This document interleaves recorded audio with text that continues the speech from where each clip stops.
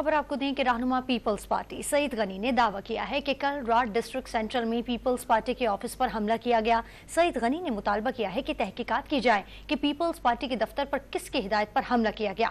सईद गनी ने दावा किया कि एमक्यूएम खत्म हो चुकी है, इस पर अब पीएसपी माफिया का कंट्रोल है।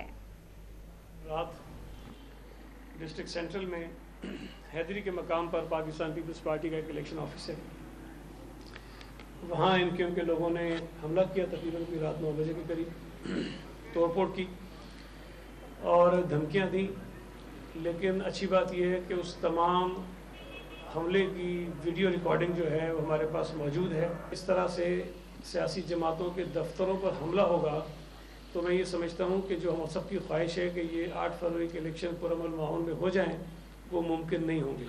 शायद ये उन्हीं बातों का तसलसल है जिसका इजहार मुस्तफ़ा कमाल साहब ने पिछली कई प्रेस कॉन्फ्रेंस में किया और उन्हें खुली धमकियाँ दी थी कि हम जो है अगर लड़ने पे आएंगे तो पता नहीं हम कहाँ पहुँच जाएंगे, कोई हमें पहुँच नहीं सकता। एमक्यूएम पाकिस्तान जो है वो पीएसपी माफिया के कब्जे में है, उसके नरगे में है, उनके कंट्रोल में है। तो मुस्तफ़ा कमाल ने एमक्यूएम के ताबूत में आखिरी कील आके ठोक दिए। अब जो एमक्यूएम है आप उसको पीएसपी जो है वो तस्वुर करें।